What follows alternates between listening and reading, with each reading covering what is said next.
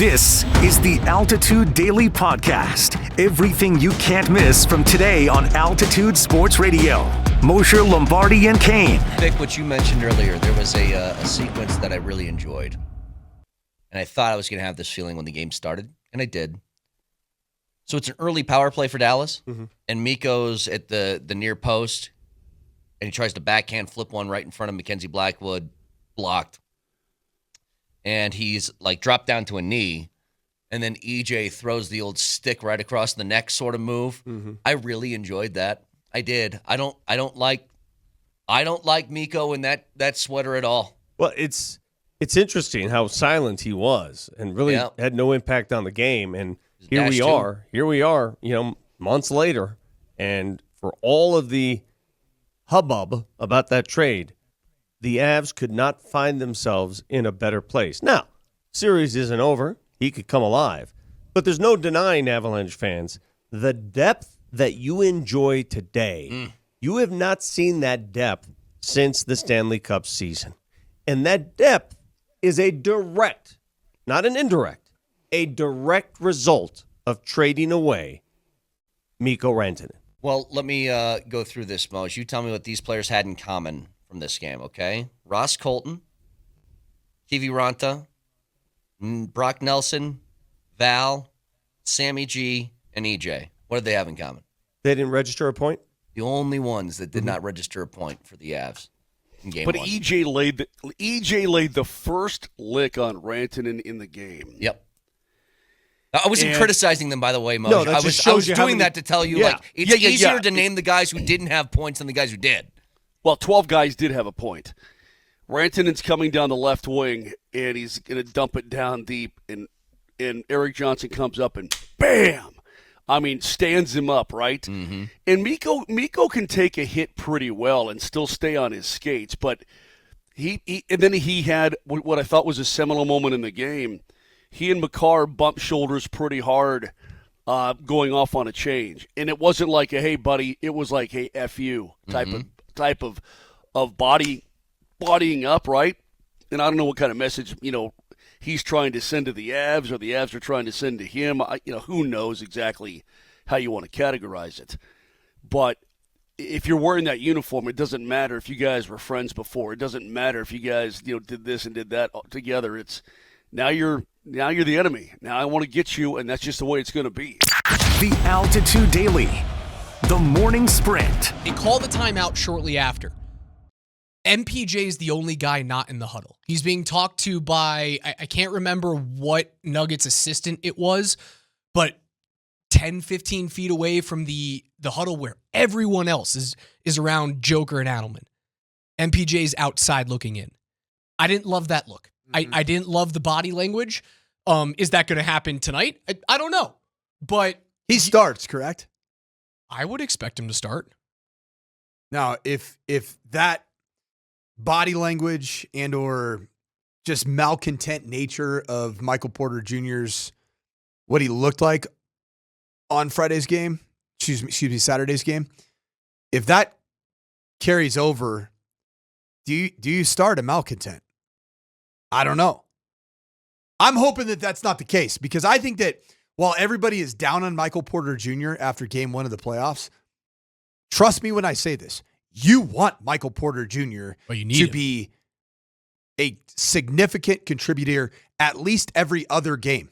If they're a 7-game series, I think to win series, he has to be highly impactful in at least 3 of those games. Here's Nuggets interim head coach David Adelman. I'll be honest, I'm coaching the game. So guys have to stay engaged themselves. These are grown men trying to win a basketball game on a team. So the guys on the bench can talk to them. Our assistant coaches can talk to them. When I had a chance, I talked to Mike, and I was trying to be communicative about what my thoughts were, how I thought he could get back in the game. And like I said, sometimes runs happen, and you go, I just don't know if we can take somebody out right now with the way the team is playing. And I'm going to say it again, like I've said last week. If Mike comes out and he plays and he's engaged defensively, he's knocking down shots, Michael will be out there, just like everybody else in that locker room. I'm going to keep saying it. I mean it. We're going to do anything we have to do to win a basketball game. There it is. He knows.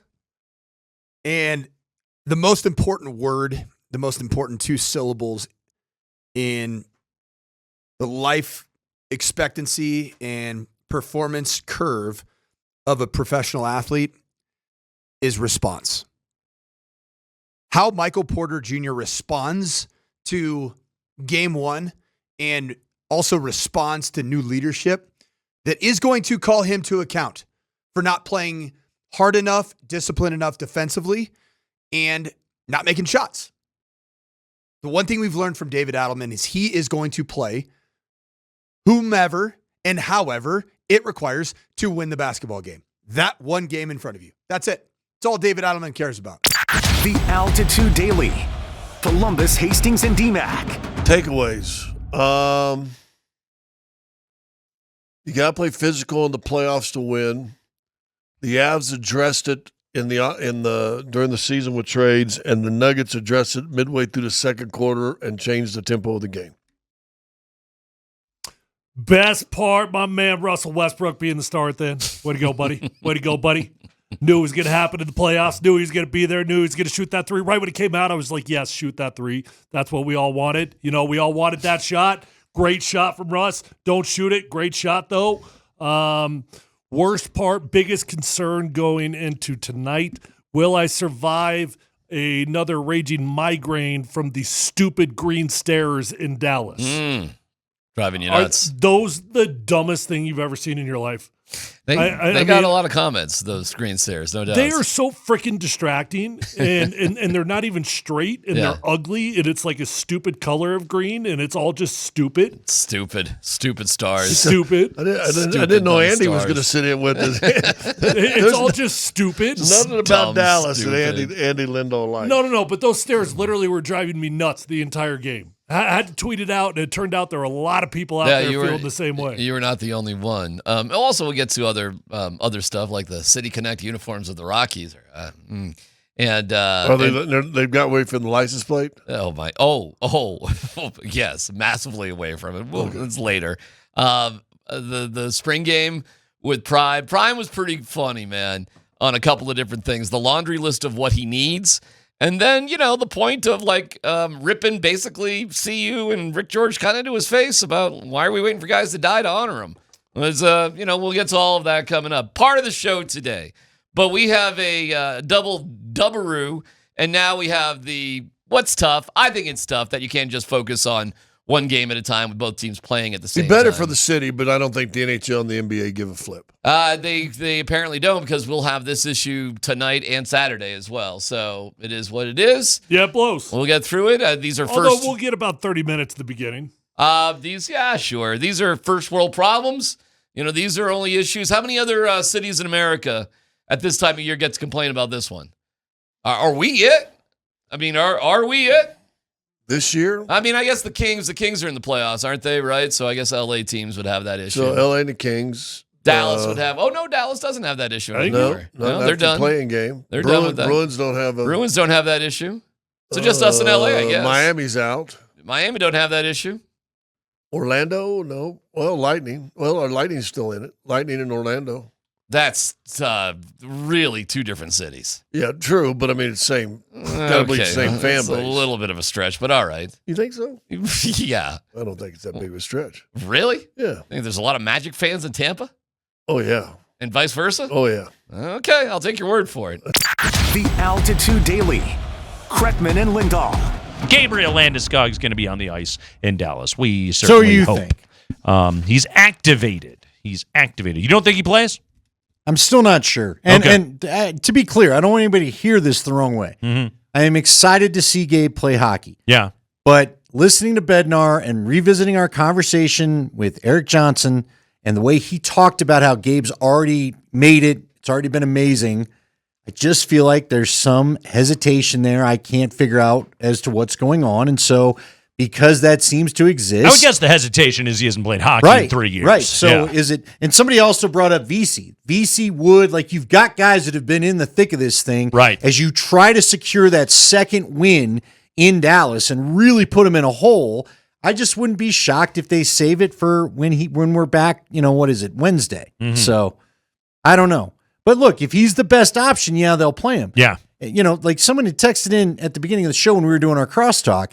saying, are you kidding me? Miles Wood, he's not better than Gabe Landeskog. Well, Miles Wood is not better than Gabe Landeskog we last saw. You're correct. Right. I don't know what Gabe Landeskog looks 3 years later after this knee surgery. Yeah, I just don't. Is Gabriel Landeskog a better option than the other pieces that are available in his first hockey game in 3 years? Right.